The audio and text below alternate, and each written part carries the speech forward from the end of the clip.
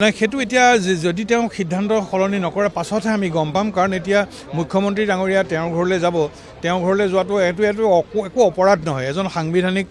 মুৰব্বী যদি কাৰোবাৰ ঘৰলৈ যায় আপুনি এতিয়াও আশাবাদী যে ভূপেন বৰাই মই ডেফিনেটলি কাৰণ ভূপেন বৰা ডাঙৰীয়াই যিটো দলক ইমান বছৰ তেওঁ সেৱা কৰিলে গতিকে এই দলটোৰ যিসকল তৃণমূল পৰ্যায়ৰ কৰ্মী আৰু যিসকল ৰাইজ যিসকল সমৰ্থক এইসকলৰ আশাত তেওঁলোকে চেঁচা পানী নাঢালি মই নিশ্চয়কৈ তেওঁ উভতি আহিব ভুল ভ্ৰান্তি জীৱনত চবৰে হয়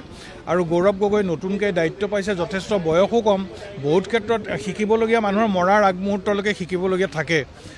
গতিকে মই নাভাবোঁ ভূপেন বৰা ডাঙৰীয়াই তেখেতৰ সিদ্ধান্ত তেওঁ সলনি কৰি তেওঁ অন্যফালে যাব এইটো মই ভবা নাই তেখেতে কিছুমান ক্ষেত্ৰত কাৰণ যিহেতু তেখেত এগৰাকী সভাপতি আছিলে এটা ৰাষ্ট্ৰীয় দলৰ আজি আমাৰ ষ্টেটৰ তেখেত আজি সভাপতি অসম প্ৰদেশ কংগ্ৰেছ কমিটিৰ সভাপতি আছিলে তেখেত ডেফিনেটলি এজন প্ৰিভিলেজ ব্যক্তি কিন্তু কংগ্ৰেছ দলে তেখেতক দুবাৰকৈ তেখেতে MLA হৈছে MP তেখেতক টিকেট দিছে সভাপতিৰ দায়িত্ব তেখেতে দিছে খুব ভালকৈ তেখেতে নিজৰ দায়িত্ব তেখেতে পালন কৰিছে কিন্তু ভূপেন বৰাৰ কথা আমি সদায় স্বীকাৰ কৰিম তেখেতে কংগ্ৰেছ দলটোক একেবাৰে নাইকিয়া হৈ যোৱাৰ পৰা তেখেতে ওপৰলৈ উঠাই আনিলে গতিকে তেখেতৰ যিখিনি কৰ্ম সেইখিনি আমি সদায় স্বীকাৰ কৰোঁ কিন্তু ক'ৰবাৰ ক্ষেত্ৰত কেতিয়াবা যদি তেখেতে বঞ্চিত বুলি ভাবিছেও কোনো কথা নাই কাৰণ সময়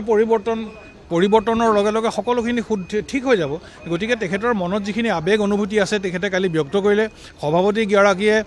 আমাৰ একেবাৰে সুন্দৰকৈ ক্ষমা বিচাৰিছে নিজৰ ভায়েক হিচাপে ক্ষমা বিচাৰিছে গতিকে বহল মনৰ এটা পৰিচয় আৰু এটা পৰিপক্কতা গৌৰৱ গগৈ ডাঙৰীয়াই আজি অসমবাসীৰ সন্মুখত ৰাখিছে